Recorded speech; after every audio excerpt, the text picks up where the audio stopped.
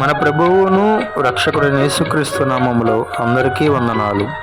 ఈరోజు దేవుని వాక్యం, ప్రభువా ప్రభువా అను నన్ను పిలిచి ప్రతివాడును పరలోక రాజ్యములో ప్రవేశింపడు గాని పరలోకమందున్న నా తండ్రి చిత్త ప్రకారము చేయువాడే ప్రవేశించును.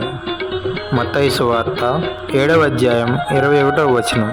పాపమెల్లను పరిహరింపను పరమ రక్షకుడవతరించెను. దాపు చేరిన వారికి డొకడు భాగ్యము, మోక్ష భాగ్యము. దాపు చేరిన వారికి డొకడు భాగ్యము, మోక్ష భాగ్యము. చింతలేదిక యేసు పుట్టి